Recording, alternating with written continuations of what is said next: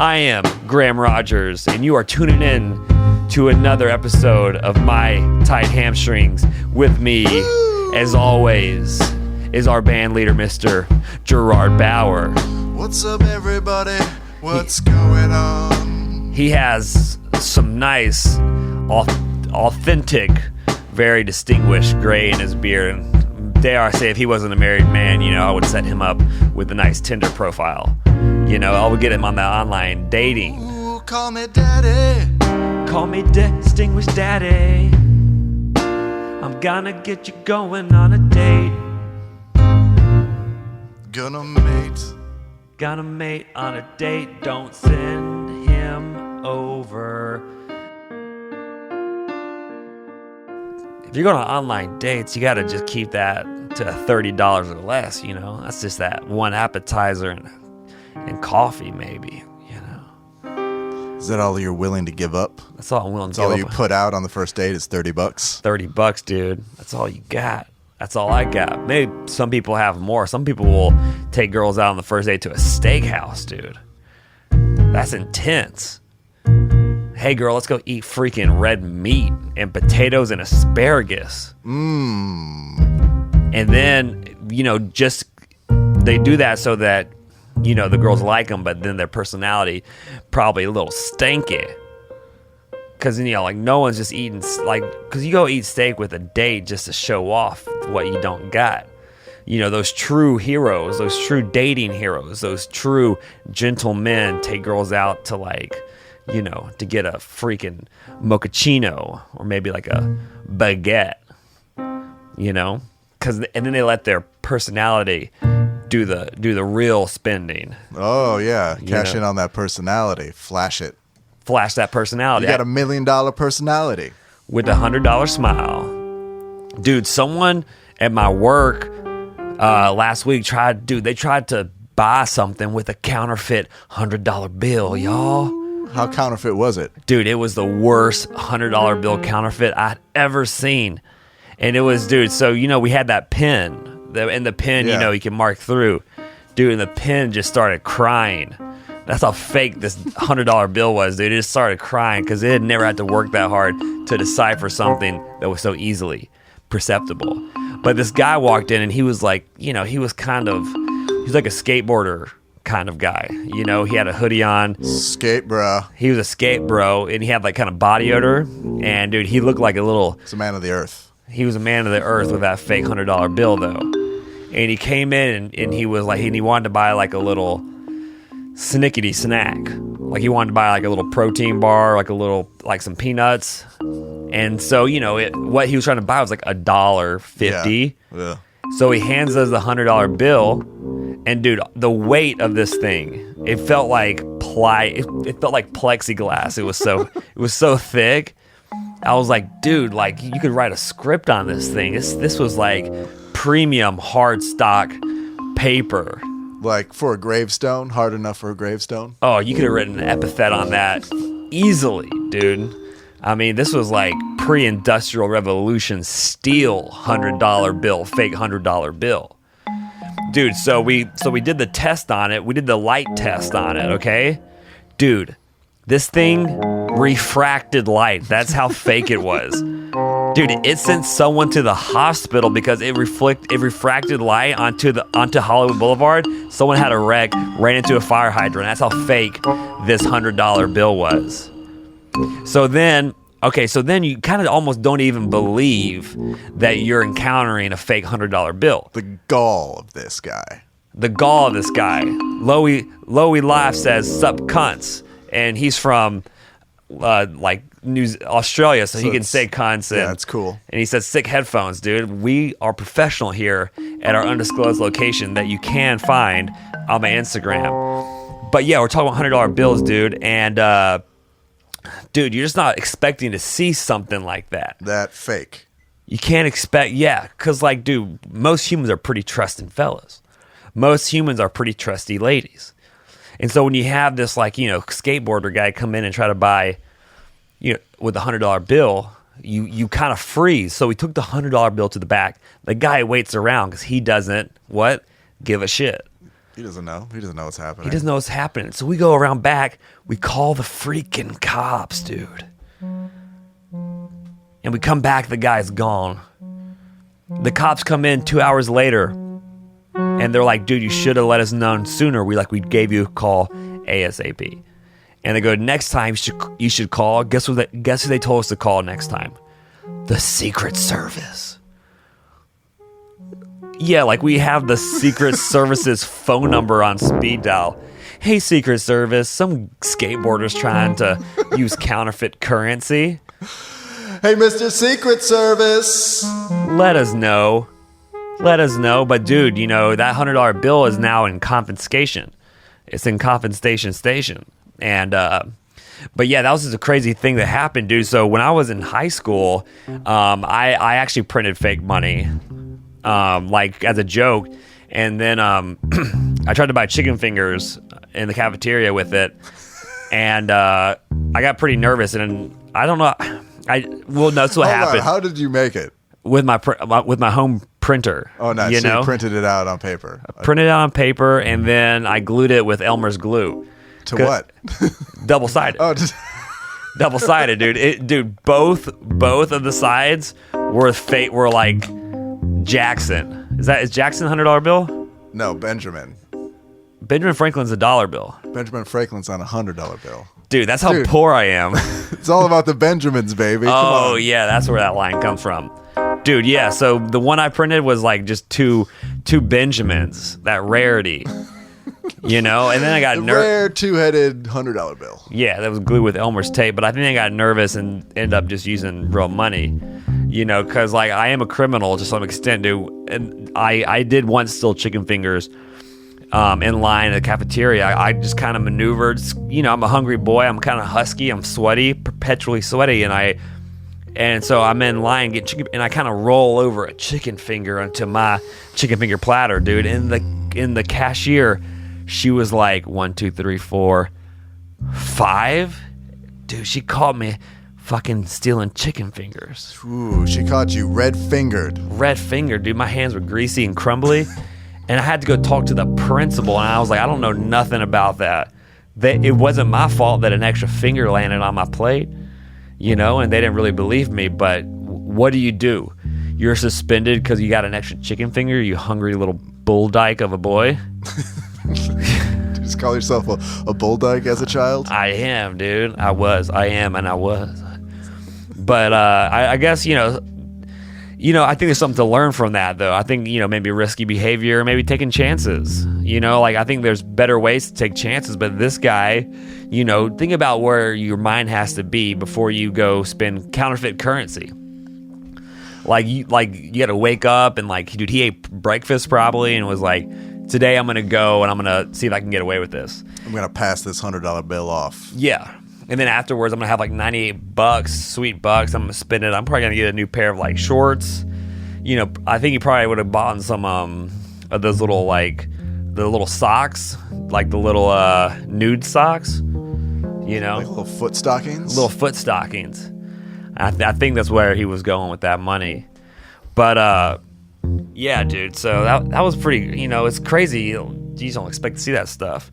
Hey, Graham. Yeah, what up, dude? It looks like you're having a bad hair day. Oh my gosh. For those who aren't watching this video or tuning into us live, dude, the saga continues of me, myself, and I cutting my own hair. And that's what you can see or not see right now. It kind of looks like a military cut of some sort, but the military barber maybe kind of had a bad, maybe has Tourette's, yeah, or some other kind of persnickety illness. Maybe he, it looks like the barber who was cutting my hair also, was never really good at drawing. He when the teacher or good at connect the dots. Really, he was horrible. He could never play the game Operation. He'd always get yelled at, and he was the guy that always knocked the Jenga over. That's my barber. But guess what? That barber is me. Dude, sometimes I just and I have to eat my own words. I have to eat crow here because I always give women a little bit of shit. I'm you're going, because I'm oh, when someone's going through something when they cut their hair. Well, at Yeah, least yeah. they go somewhere. Dude, I just went to my bathroom and pulled out a pair of clippers and just went for it. You know? And it's there, dude. And then, so at first I cut the sides real short and had this muffin top. And that looked freaking weird. And so then I was like, I'm just going to try to cut Maybe the... just take the headphones off and give everybody a gander. Oh, you want to see the back? Yeah, just All give right. everybody a gander. Here we go. Here's the back of my hair. Take the headphones off so we can all see the glory. Woo, look at that hairline. So for those, yeah. So this girl that I've been seeing, so she was like, your hair looks like a disaster, and she's like, it looked bad, and I was like, can you just straighten out the back? And so I didn't know, but the number razor that I gave her was different from the one that I had shaved with myself. So in the back of my hair, it looks kind of like a Harry Potter scar. It looks like someone just took a freaking sharp knife and, got angry at the back of my head. Maybe took something out that they were going through on the back of my head. Maybe It like looks like a war injury, like you were maybe scarred at some point in an explosion. it could be like shrapnel. Yeah, you got a little shrapnel in the back of your head. Just cut your hair though. It didn't hurt you. Just trimmed your hair Yeah, down. it's like the best war wound ever. Yeah, You just the shrapnel just cut my hair. Dude, but I come back and I That's tell all- that story to everybody. I'm like, yeah, dude, war was tough, man. Shrapnel just gave me a bad haircut. And they're like, dude, I lost an arm. I'm like, but let me tell you about the about back of my hair. Yeah, let's talk about this haircut. I don't think you know pain. You don't know pain until you're totally in your own head about a bad haircut. But I'm just hoping that, one day I can just go to like a normal person that knows how to cut hair. Like every once in a while I'll go to a barber or a salonist, or just anybody. Sometimes, you got to extend that arm of, I think, in life you got to learn to let others help you. And that's something that I've always struggled with, is letting myself be taken care of, or letting myself be open to help. And so I find, and then when I deny that, Gerard, I end up cutting my own hair. Yeah. Or I'll let someone cut my hair who's under the influence of drugs. That's happened before, It's because you feel like you don't deserve a good haircut, but you deserve a good haircut, Graham. I appreciate that. It's the first time anyone's ever told me that, and that means a lot. I think, I am deserving of a good haircut. That's going to be my daily affirmations. Wake up in the morning and just pray to the big guy and just say, hey, you know what? Life is beautiful. Life is short. Give me a haircut, or else I'll... Short? Anyway, I'll work on my prayers. Yeah, you got time. I got time. It's not bedtime yet. It's not bedtime yet, dude. But yeah, It ain't bedtime yet. it ain't bedtime, Mississippi. Dude, I got a new trash can. Ooh. Dude, and I think it's the world's smallest trash can. It's a $9 trash can from Target. Let's talk about it. A $9 trash can from Target. The trash can is so small, dude. Only one item can fit inside the trash can at a time. Only one item can fit in the trash can. Can the trash can? I don't think it can. The smallest trash can.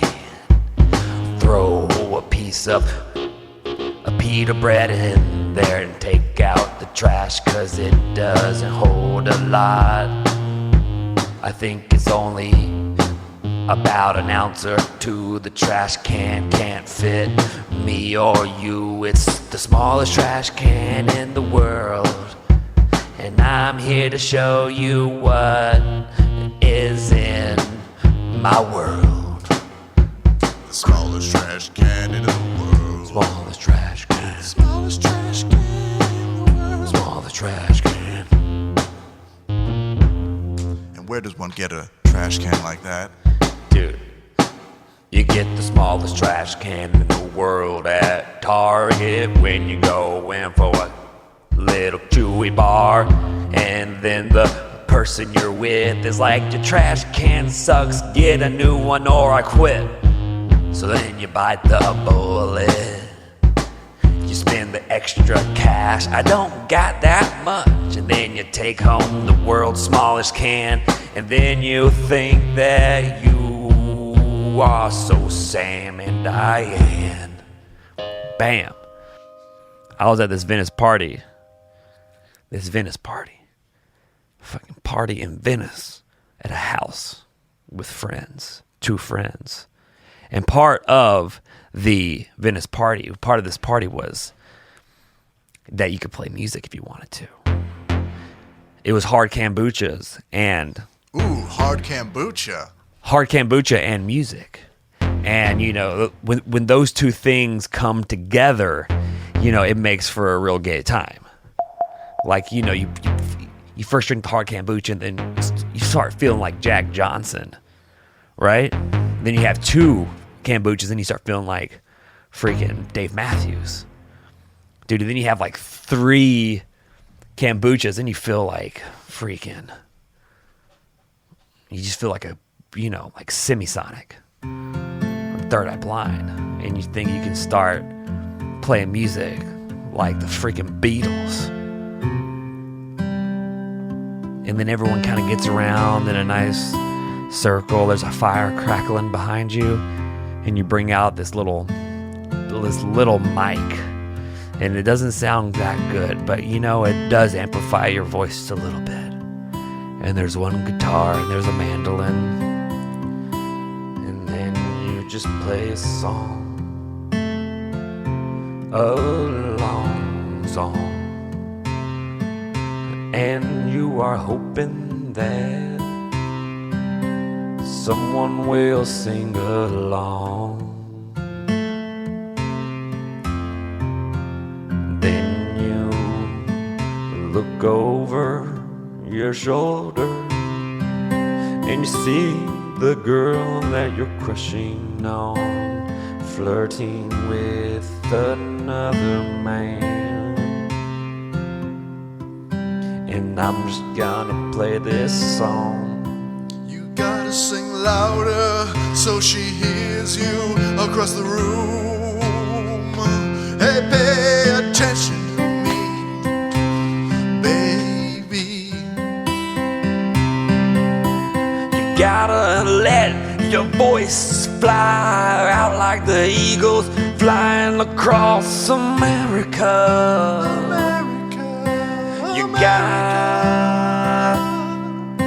You gotta take big breaths in and breathe out real heavily like it's a sin.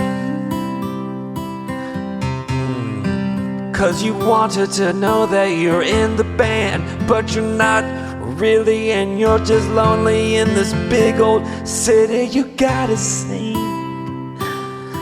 Yeah, you gotta sing.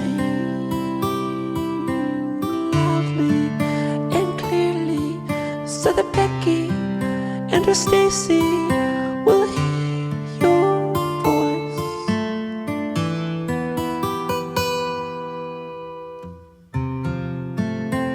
Well, the party is winding down. There's nobody left in town, but you got untuned guitar. Nobody's a star, and you're lonely again. You're lonely. So you drink a hard kombucha, looking like you ought to know better.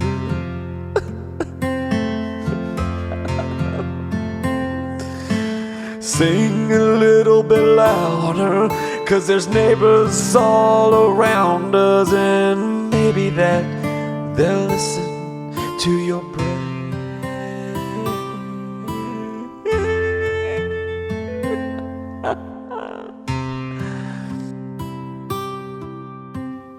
That was my Friday night.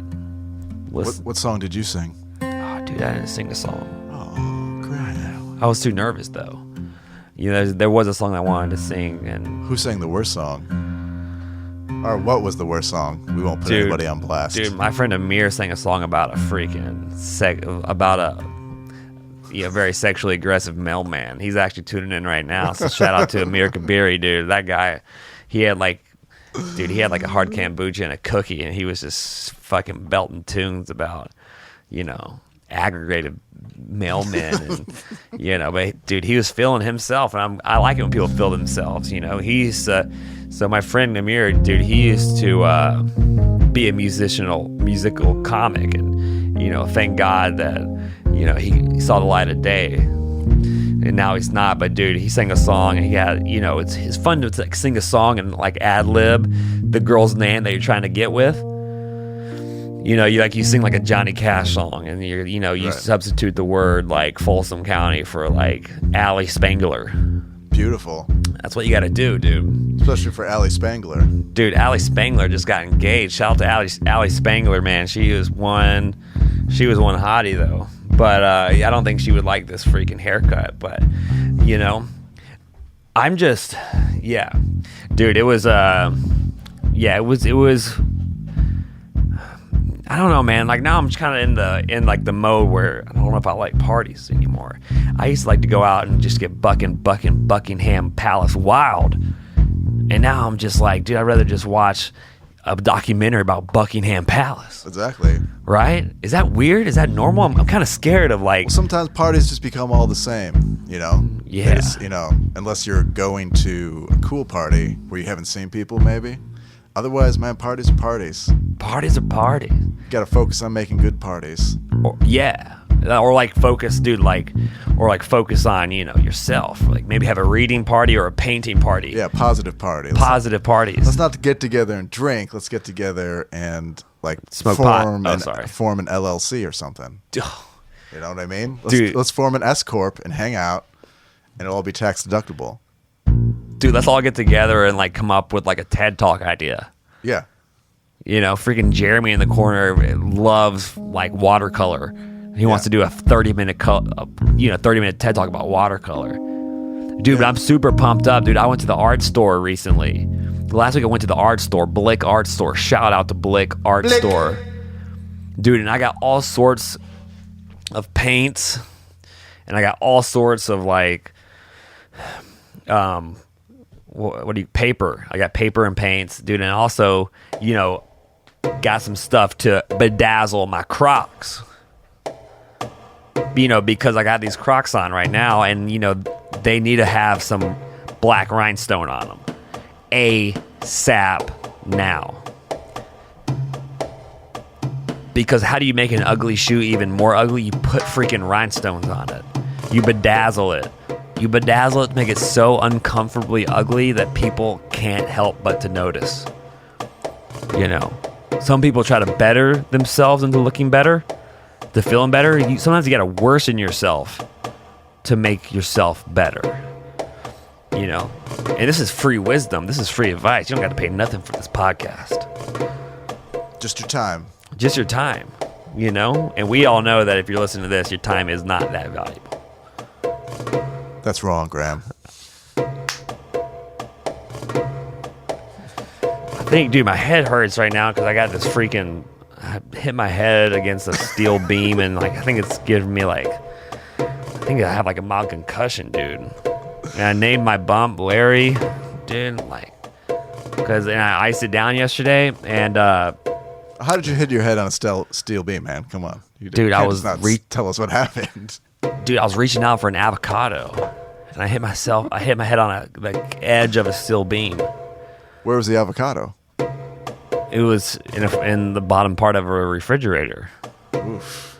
And dude, and you know what the worst part about hitting your head on an inanimate object is you can't cuss them out, or you can't fucking hit them because they don't care. It's a piece of metal. Like when you stub your toe against a wall, you want to kill that wall. You want to kick the wall, but that's counterproductive. That's counterproductive. It's literally like I wanted to freaking throw this metal edge into. I wanted to throw off the Grand Canyon, you know, or like burn it, and it just would have melted into like some nice like silvery pudding. it wouldn't have done anything, and then it would have became an even stronger, more alloyed steel. Yeah, you just made it stronger if you tried to destroy it. Yeah. Yeah, there's no coming around from that, dude. There's no coming around from that. I don't know, man. I think I've been eating too much also lately. Just kind of in this I'm kind of in this dude, I think I'm eating too much spicy mayo. Spicy mayo has had a kind of reoccurring theme over the last 2 weeks of my life, Gerard. I'm kind of eating spicy mayo with just about everything. Put spicy mayo just on about everything. Just on my everything. Dude. Put spicy mayo on my stir fry. Put spicy mayo on my pita. Dude. Putting spicy mayo on my toothpaste. But spicy mayo it's sriracha mayo, and it's like kind of the flavor of the month right now. Yeah. But I think it's making me fat. But I did join this new gym, the Hollywood Boxing Gym on La Brea in Hollywood, dude. So I've been freaking hitting punching bags, dude. I've been hitting bags, dude. And I love going in there because everyone there is just like so disciplined. It gets my adrenaline going. And dude, everyone's always listening to Eminem. Everyone's always listening to Kamikaze by Eminem. They're just like angry, and they're just like, whoa, if you have one shot, all right, here we go. So grow your potato up Idaho, then you put a boxing glove on and knock your ass out, dog. Eminem's coming back, and I'm sober for 13 years, and I'm crazier than ever. Loco, I'ma tell you what I know. Fucking Idaho, fucking potato. I'ma hit the punching bag until I go loco. Eminem, you know. Then you just smack a wall, dude, with that Eminem energy, you know? Only takes like 2 minutes to work out when you work out to Eminem. It's like you just get so pumped. 2 minutes, target heart rate, I'm done. I'm out. Done. Peace. Drop the mic. You're fucking done. Then you go smoke your vape pen and go get a taco. Fuck yeah. Fuck yeah. Fuck. Knows, man. Yeah. Yeah, dude. So, dude, like I'm amped up. It's been a good day. It's been a long day. You know, I'm really grateful for those good long days, you know, where you feel productive. I've been up since, 7:30 on the day I didn't have to work, and I'm glad to be here. I'm glad to be sharing this with you, and I know Gerard is too. And that's gonna do it for tonight. I'm super excited for the future, for what's to come. But let's not worry about the future. Let's take it one day at a time, moment by moment, second by second.